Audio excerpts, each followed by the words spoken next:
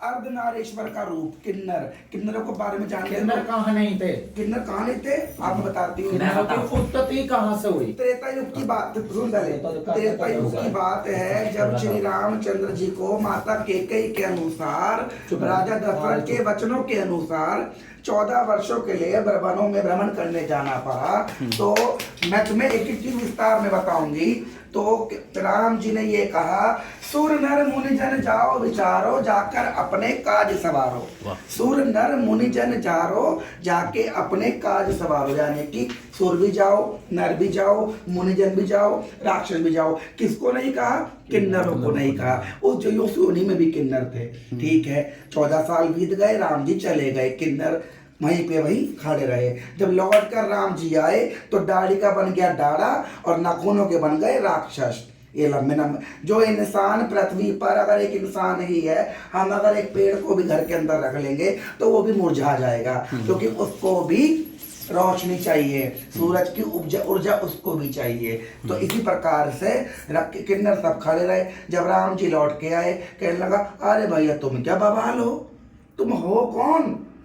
राम जी कहते हैं तुम हो कौन? तो किन्नर कहते हैं कि प्रभु हम तो आपकी आस में, आपकी बाट में 14 वर्षों से यहीं बैठे हुए हैं। कि 14 वर्षों से? कहते हैं कि प्रभु आप ही ने तो कहा था कि सुर नर मुनि जन जान सवारो, जाकर अपने काज सवारो। आपने हमें तो कहा ही नहीं। अगर आप कहते कि सुर नर मुनि जन किन्नर सब जाओ, तभी तो हम जाते। और आप हमारे राजा है, हम ऐसे हैं कि हम अपने राजा की बात को गिरा नहीं सकते। तो इसलिए सर कह रही, इसलिए प्रभु हम तो 14 वर्ष से यही खड़े हैं। तो तभी राम जी ने बल कहते कि नस्तक मन मर्दित कीना, चरण पकड़ के रघुवत दीना।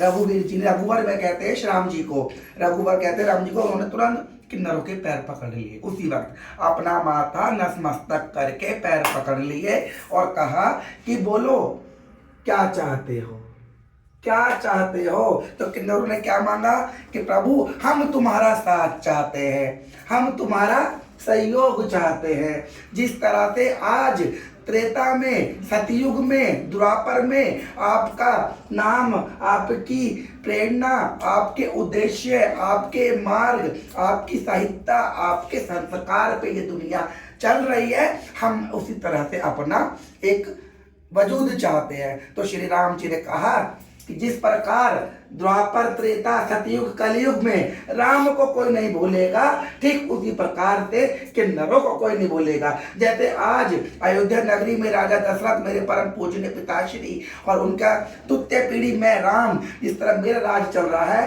ठीक उसी प्रकार कलयुग में किन्नरों का राज चलेगा और सारा समाज तुम्हारे कर्मों में सर झुकाएगा। तुम तू कहोगे तो तूती होगी, तुम मैं कहोगे तो वो भी तूती होगी। बोल सियापति रामचंद्र भगवान की। एक बात और कहना चाहूंगी, किन्नर सतयुग त्रेता में तो बताई मेरी बहन ने कहानी, लेकिन किन्नर का सबसे पहला अवतार मोहिनी अवतार, जो देवताओं को अमृत पिलाया, किन्नरों ने ही पिलाया था वो, जो विष्णु भगवान ने मोहिनी अवतार लिया था। और जब भीष्म पितामह जो थे ना, उन्हें कोई नहीं मार सकता था, लेकिन उन्हें मारने वाले सिर्फ किन्नर ही थे। और एक बात और, हाँ। सन 57 की बात अब मैं याद आती है। सन 57 में क्या हुआ, जब देश की आजादी चल रही थी, सन 1957 की बात नहीं हो रही है, बहुत पुरानी बात है। इतिहास ना हमने पढ़ा ना तुमने सुना, जब सुना मैं सुनाऊं, जब सुना तुम सुनाओ, गलत तो नहीं कह रही मैं। तो सन 57 में जब झगड़ा हुआ अंग्रेजों का, ही कलाम सुना था अंग्रेजों का, तो अंग्रेजों के सामने आदमी आए तो धड़ गोली तोड़ाए। जब अंग्रेजों के सामने औरतें आई तो उनके साथ कुकर्म करे। जब किन्नरों के, अंग्रेजों के सामने किन्नर आए ना निर्वस्त्र होके और कपड़े उतार के खड़े हो गए, तो किन्नरों को क्या देखिए, अंग्रेज कहते हैं कि हम निहत्तों पे वार नहीं करते। किन्नरों का, अंग्रेजों का भी सिद्धांत था कि वो निहत्तों पे वार नहीं करते थे। निहत्ता बोले तो जिसके पास कुछ है ही नहीं। तो